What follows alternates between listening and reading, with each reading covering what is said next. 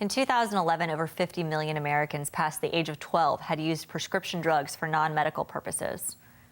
Over 2 million of those people go on to battle substance abuse issues stemming from those prescription pain relievers. Half of these people move on to heroin because it becomes cheaper and easier than prescription drugs to get and fills the gap when prescription drugs aren't available. Every day, 2,500 teenagers use a prescription pain pill for the very first time. And every year, 500,000 Americans lose their life due to drug use.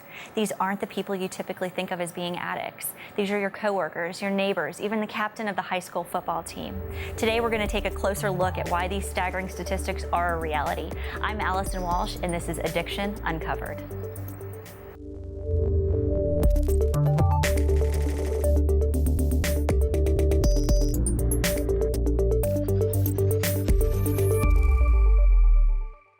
I grew up in a small town, about 45 minutes outside Manhattan. It's called Morristown. Grew up the normal, plain Jane kind of all-American boy life. I had, 3 sisters, a mother, a father. Didn't have the golden retriever and the tire swing in the front, but I basically grew up the normal life. Well, I grew up in Branford, Connecticut, and I was an only child. I was that girl in school that always, was getting in trouble for talking a lot, and I had a lot of energy, and, I couldn't sit still, but I did sports. I was a swimmer, I played lacrosse, and I was a cheerleader, and I also did dancing when I was little.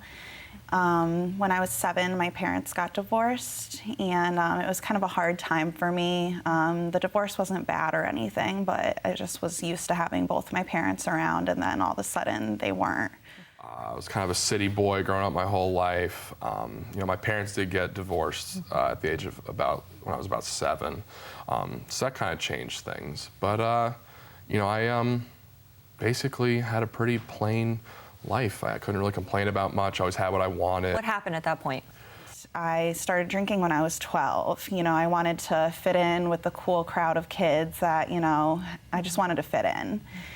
And that turned into, a weekly thing. We'd go back to my parents' house and I'd steal liquor from their cabinet and fill the bottles back up with water. And then when I was 13, I started smoking pot. And it started as maybe once every other week. And then by high school, I was smoking pot every day. My heavier drug use started, when I was about a sophomore. I started doing cocaine and some pills, painkillers when I was 16. But it wasn't really a big problem. It was more recreational. But then when I was 19 in 2009, I got into a bad car accident, and I ended up winning a $7,000 settlement. And I ended up spending all that money on drugs, on oxycodone. And then it became an everyday thing, and I was addicted. I played 3 sports in high school. I played football, basketball, and lacrosse. I was the captain of my football and lacrosse team. But lacrosse was definitely my passion, my sport. I played all year round, and it led to a scholarship in lacrosse Division I at Rutgers University.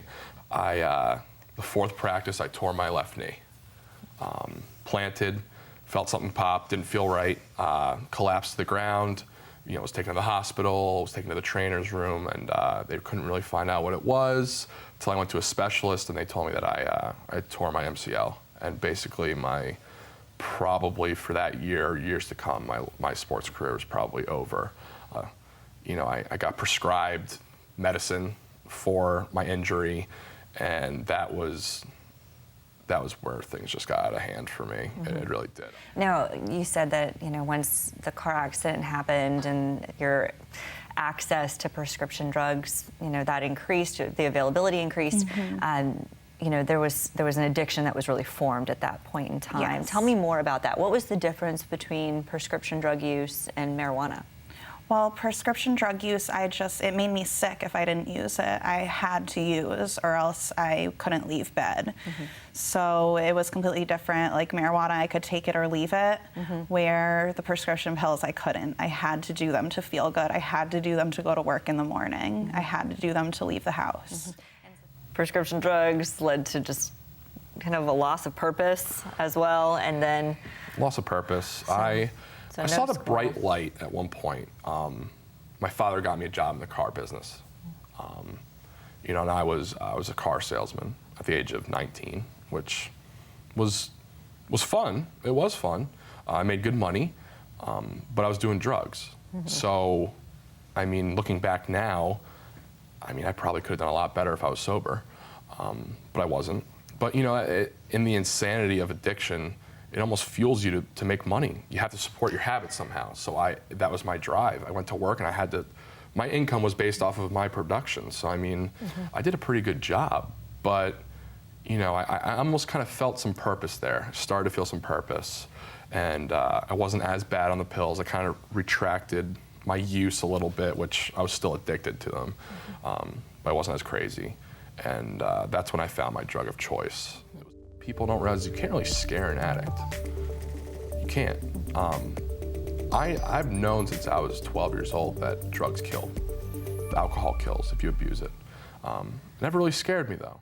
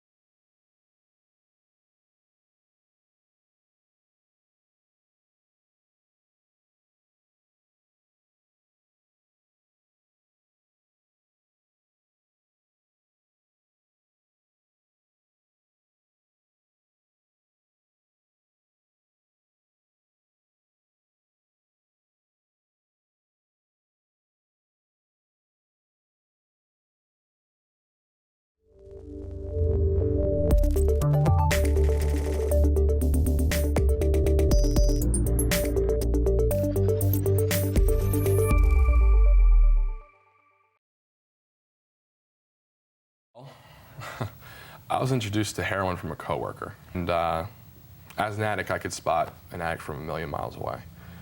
That's just how I am. People always ask me, how does that come up in conversation? Well, I know who to ask, I know who not to ask, unfortunately, or I did know who to ask. And it just came up in conversation, and unfortunately, the epidemic these days that's becoming, in my opinion, is heroin's better, it's cheaper, and it's easier to get. There's doctors out on the streets now. Yeah, literally. Literally. And you can get it anywhere. Get it anywhere, and say, hey, this is cheaper and better. Why don't you try this? And I was just such in a lost place. I didn't care. I didn't view it as heroin. I just viewed it as the next drug. The next drug that I was going to progress to. Right. Oxycodone was actually called hillbilly heroin out in the general public, and so someone is addicted to it. And now they have the same high, only it's cheaper. And the Mexican cartels that are bringing it in have made it incredibly affordable. $5 a dose compared to like $20 to $30 a dose for the prescription oxycodone. It's readily available. It's in every major city now. There are even rumors that there are places on what's called the dark web where you can order it and have it delivered to you. Here's something that's cheap. You just snort it, you get a little high, and the perception of harm is low, and people don't really want cocaine. I'm not for sure all the reasons. It may be that this is a generation that's looking to numb themselves out and not feel emotionally connected with everything, but for whatever reason, it's back with a vengeance. It's in every major city now. And it's a terrible epidemic. It's up almost 300% in the last 5 years. So with prescription drug abuse, there's similar drugs out there on the market. So what happened when you didn't have access to the pain medication anymore? I would turn to heroin. So, and was that through a similar dealer or group of friends, or how did you find it? Like, What yeah, happened? we just called the same dealer and saw if he knew anybody, and would kind of hop from dealer to dealer and just call around and get whatever we could get our hands on. And I think with heroin these days, so many people still have a preconceived notion as to when somebody uses heroin, what that looks like, whether it's a needle in the arm, and they don't realize that there's other ways of doing that. Can you explain that a little bit more? Yeah, well, I was never using needles when I was using heroin. I was always sniffing it. So, I didn't have the track marks. I didn't have, the skin issues. I didn't have anything like that. So nobody knew that I was using heroin. I'll always remember my whole life where I was when I did it, what room I was in, when it was, what time it was. I remember I did it, and I was like, I found the solution to my problems. And so many people think of, IV heroin use, or they don't realize that, sniffing heroin, inhaling it and the potency these days is instantly addicting. Yeah, that's what it comes down to is I sniffed it. I snorted it. Didn't put a needle in my arm. I was always freaked out by that stuff. But that's what people associate heroin with now. They think of the junkie in the alleyway with a needle in his arm. For most people, the idea of using IV heroin is repulsive. So what we really need is a form of heroin that you can easily snort and get you a long-lasting high. And that way, if you're snorting a little heroin on the weekend, just to relax after work, then you're really not an addict. It's the guys that are shooting it up with needles. I mean, I think the root cause of a lot of addicts, alcoholics, especially for me, is I didn't want to feel the way I felt. And I think a lot of people hear that all the time, and they're like, what does that mean? It was just, I could take something so small, so easy, and I didn't care about anything. Life I was numb. I didn't care about what was going to happen tomorrow. I didn't care about what happened yesterday. I didn't really care what was going on at the time. I just kind of was in a haze for 2 years. I just didn't care about anything. And, it just got to the point where it was working. I mean, it was working at the time. What people don't realize is you can't really scare an addict. You can't. I've known since I was 12 years old that drugs kill. Alcohol kills if you abuse it. It never really scared me though. And my rock bottom really wasn't me totaling some of my cars that I got. Wasn't being homeless. Wasn't being arrested. It was just being so broken as a man. I mean, losing your soul, having no inhibitions to do anything. And I guess realizing I was so self-centered. I just didn't care about how I made other people felt, how I affected other people. I mean, my mother, how many sleepless nights she probably had. Am I gonna get the phone call, my son's in prison, or he's dead, or he's overdosed and is about to be dead, That's the stuff I never really realized. And, when I decided to go to treatment, I realized how broken I was, and that was my rock bottom. Because you can always, my dad's famous motto is, I can always make more money, I can't make another son. Because I've stolen from everyone under the sun that's been close to me. I've robbed people, I've done horrible things under this hypnosis of drugs. My parents didn't care about money. People that I stole from didn't care about the money. They could always make more, but me dying, it can't be recreated, unfortunately. Rock bottom for me was using heroin at my desk at work and, hiding it from my parents and having them kind of know that something was wrong, but not really. And it was, never having any money because I spent it all on drugs. And it was the fact that my best friend was my drug dealer. And, all I cared about was using. I wasn't doing anything. I wasn't going out. I was just using, going to work, using, laying in bed, using. I used when I woke up in the morning, and I used before I went to sleep at night and all throughout the day.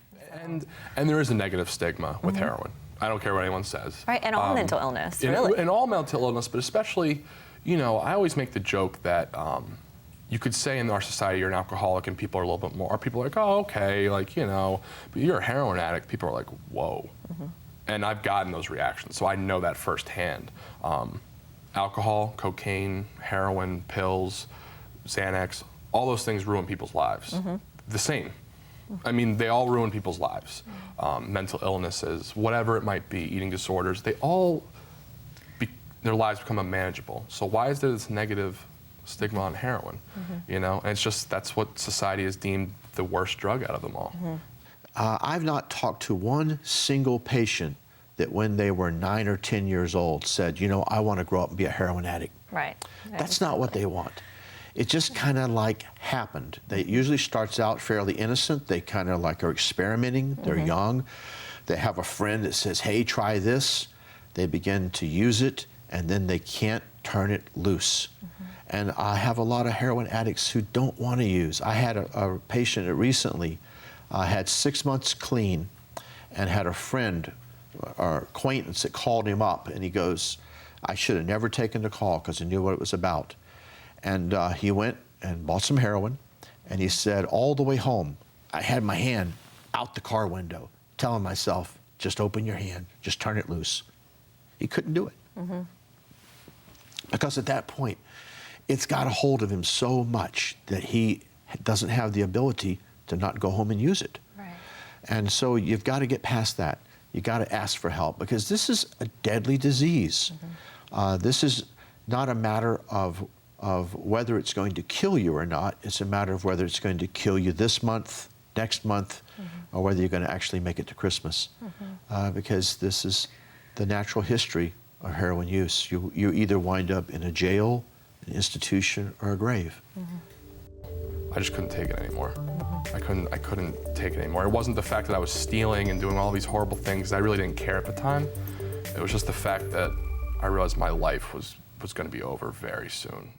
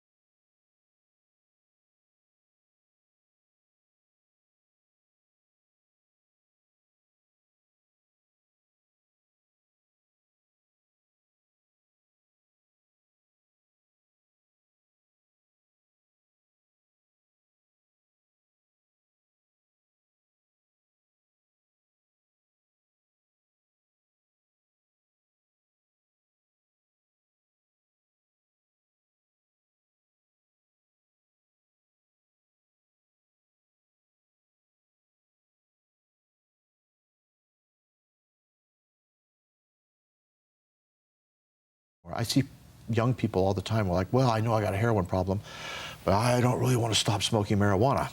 I don't really want to stop drinking alcohol. It just won't work. I wish it would, but it won't. At that point, all those reward pathways are so intermingled that we need you to make sobriety as the main goal in your life. Now, a lot of people aren't ready to hear that.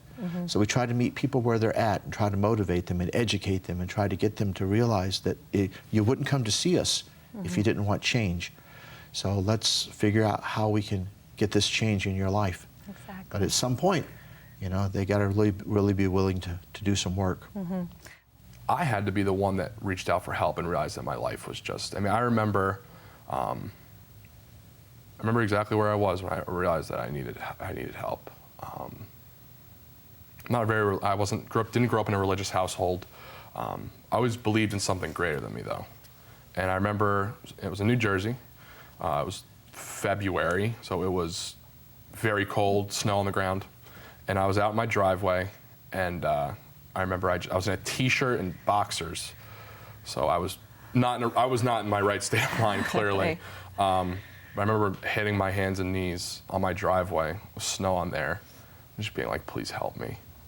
And I didn't know who I was saying it to or who it was, what it was. I said, please help me. I was crying, very emotional. I just couldn't take it anymore. I couldn't take it anymore. It wasn't the fact that I was stealing and doing all these horrible things. I really didn't care at the time. It was just the fact that I realized my life was was going to be over very soon. I was going to be behind bars or dead. I went to my parents and I told them, I was like, I'm addicted to heroin. And they didn't believe me at first. They thought I was lying. It can be scary for parents. Yeah. Very scary. And I told them I wanted help. I said I wanted to go to rehab. They knew I had had some issues in the past with drugs, but it was never anything serious to them. So, you know, we had never done anything about it before, but this time I was like, I really need help and I want to go to rehab. I had no money. I couldn't pay my bills and I couldn't go get more drugs, and I didn't want to be dependent anymore. I wanted to make my life better, and I felt like I had handcuffs on, that I was like chained to the drug, and that without it, you know, I wasn't free, and all I wanted to do was feel freedom. Find a path you're willing to walk on that will work for you, because where you're at isn't good. Right. Your families are falling apart, your life's falling apart, and you are on the path to a grave. Let's get you off that path, because you don't want to be on the path to a grave. You know, there's a lot of people out there that need this, that need treatment. That's a fact. There's not a lot of people out there that want to do it. You know, I realized I had to give this to my all. I had nothing to lose. I mean, living that life, it's awful. I've never met an addict that's walked through rehab and said, my life has been great up to this point. Right. Most people that go to rehab is because their lives are unmanageable, Right. or they're dealing with something that's so awful that they can't bear it anymore or whatever. But it's just, you have to want to do it. And the treatment process, I mean, it is a lifelong commitment to recovery. It is a So, lifelong commitment. You know, typically, I mean, what does the typical treatment episode look for somebody that maybe is really struggling at this point as a regular user when it comes to a substance, whether it's alcohol, drugs, et cetera? What does that look like? Well, first you got to admit you need help. If you were able to do this on your own, you would have done it, because most people, by the time that they're willing to ask for help, you know, have tried to stop on their own. And so you need to get in touch with a professional that can help you, either a clinic or a treatment center. And you got to have the courage to pick up the phone and make that call. That's all you have to do. Make that call and talk to somebody. And then it's about actually going there. For some people, it could mean getting out of the environment you're in, because your brain is so sensitized by your drug use that people, places, things, sights, smells, they all trigger you to use. And once you get triggered, it's hard to stop using.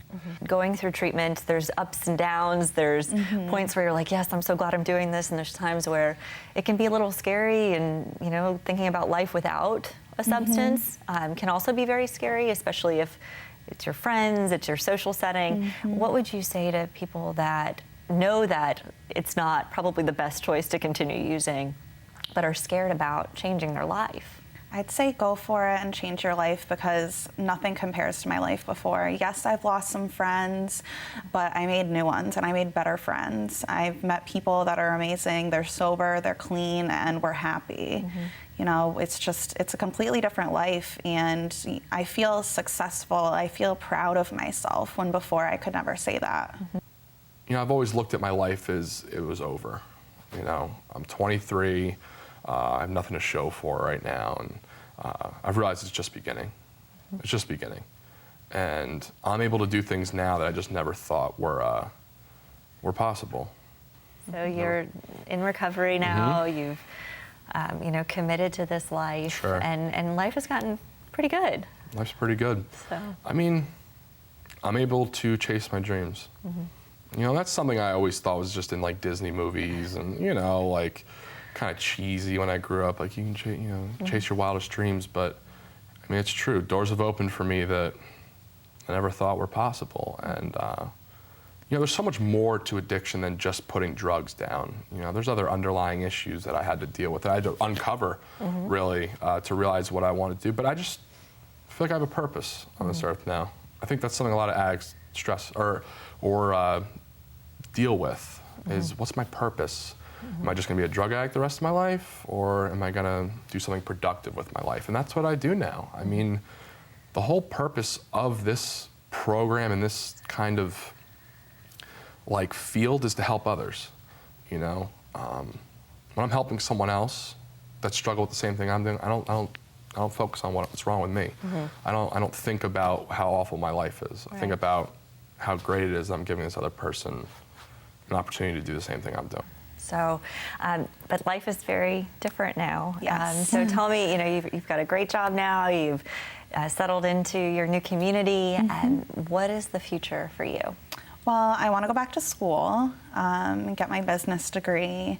I eventually want to work for human resources as a manager for, a large company. And, I want to eventually have a family, which before seemed like I would never happen.